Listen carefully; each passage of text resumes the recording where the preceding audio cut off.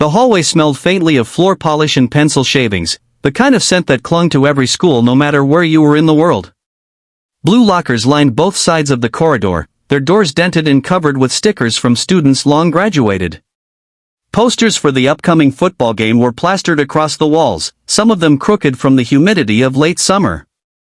Elena clutched her books tighter to her chest, weaving her way through the crowd. She could feel her heart thudding in her chest, not from fear exactly, but from the overwhelming newness of it all. New school. New people. New rules she didn't yet understand. She had been here for only 3 days, and already, she could sense the hierarchy of Westbrook High. Groups gathered like territories, the athletes near the gym entrance, the theater kids sprawled on the floor with scripts, the quiet kids tucked into corners with their sketchbooks. And then there was that group. 3 girls, led by Savannah. She didn't just walk, she glided, her designer bag swinging with each step. Her makeup was perfect, her hair perfectly curled. Behind her trailed 2 equally polished girls, Chloe and Madison, both of whom seemed to exist solely to echo Savannah's laughter. And, of course, Mason. Captain of the basketball team.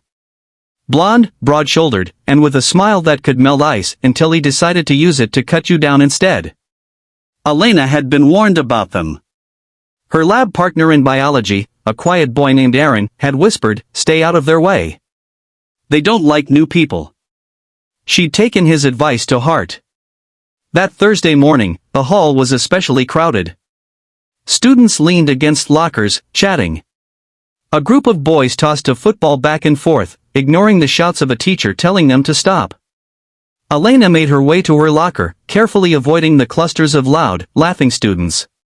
She was wearing a modest, thrift store skirt her mom had bought her, navy blue, knee-length, simple. Her mom had ironed it for her that morning, saying, "First impressions matter, sweetheart." She had no idea that in less than a minute, this skirt would become the center of the hallway's attention. As she closed her locker, she felt the air shift the way it does when something bad is about to happen. She didn't hear their footsteps behind her, but she caught the sudden hush of conversation. And then, yank. The waistband of her skirt slipped down in one swift motion, pooling around her ankles. For a heartbeat, the world froze. Then, laughter. Loud, sharp, echoing down the hall. Elena's breath caught in her throat. Her face burned hot. She was standing there in plain black undershorts, her books clutched to her chest. She could hear the click of a phone camera, the buzz of whispered "Oh my goddess." She turned, and there was Mason's smirking, holding her skirt in one hand like it was some kind of trophy. Savannah stood beside him, covering her mouth in mock shock, while Chloe and Madison were doubled over laughing. The humiliation was a wave crashing over her. Every instinct told her to grab the skirt, pull it on, and run. But she didn't move.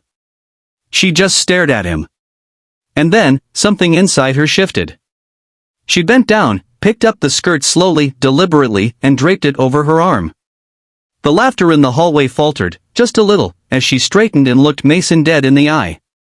Her voice was steady when she spoke. "Wow. This is what you do for fun? Humiliate girls in the hallway?" Mason's smirk flickered.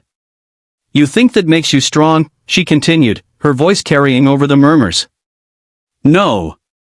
It just shows how small you really are." Savannah rolled her eyes. "Oh, please.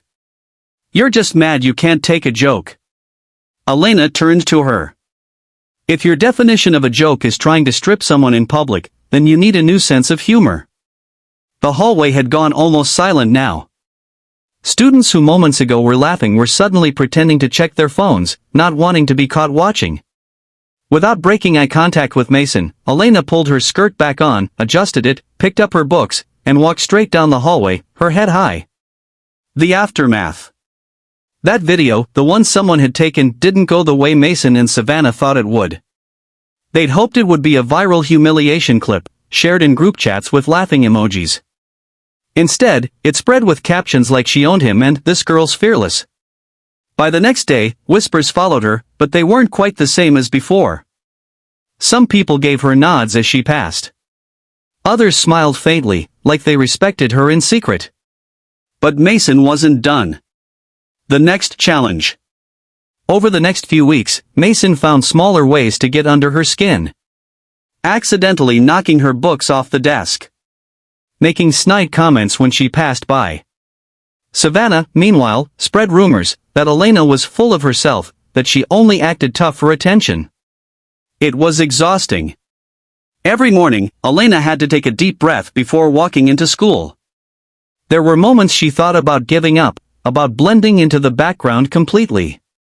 Then she remembered that moment in the hallway, the way she'd refused to flinch. That memory became her armor. Finding allies. One afternoon, while eating alone in the library, she met Tasha, a girl with purple streaks in her hair and paint smudges on her fingers. Tasha was in the art club, and she didn't seem to care what anyone thought of her. "You were the one who told off Mason, right?" Tasha asked, sitting down across from her without waiting for an invitation. Elena hesitated. "Yeah." Tasha grinned. "Good. Somebody needed to."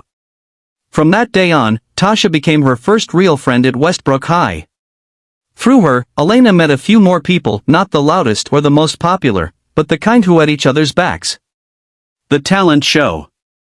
2 months later, the school announced its annual charity talent show. Tasha signed up for a live painting act. She nudged Elena to sign up too. "I don't have a talent people want to watch," Elena said. "Yes, you do," Tasha replied. "You speak. You stand your ground. Do that." After some convincing, Elena agreed. She decided to perform a spoken word piece she'd been writing about dignity, kindness, and refusing to be broken by cruelty. The night of the show. When Elena stepped on stage, the bright lights made it hard to see the audience, but she knew Mason and Savannah were out there somewhere. Her hands trembled as she adjusted the microphone. Then she began. She spoke about power, not the kind that comes from fear, but the kind that comes from kindness. She spoke about the difference between laughing with someone and laughing at them. She spoke about that Thursday morning in the hallway, and how in that moment, she realized no one could take away her dignity without her permission. Her voice grew stronger with each word. She wasn't just telling her story, she was telling the story of anyone who had ever been bullied, humiliated, or made to feel small. When she finished, the auditorium erupted in applause. The resolution. After the show, several students she barely knew came up to her to say they'd been inspired. Even Aaron, her quiet biology partner, said, "I wish I could have stood up like that." Mason didn't say anything. He avoided her eyes when they passed in the hallway. Savannah looked away. But Elena didn't need their acknowledgement. She'd already won. The message. She had arrived at Westbrook High as the new girl, unsure, invisible. Now, she was the girl who stood her ground when it mattered. She learned that cruelty only wins when you let it silence you, and that real strength comes from refusing to be broken. Call to action for your video. If you've ever been bullied, humiliated, or made to feel small, remember, your worth is not defined by the actions of others. Stand tall. Speak your truth. And never, ever let someone else's cruelty decide who you are.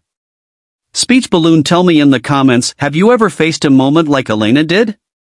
How did you respond? Let's share stories and build each other up.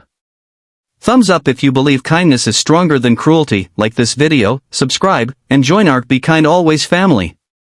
Together, we can make kindness a movement.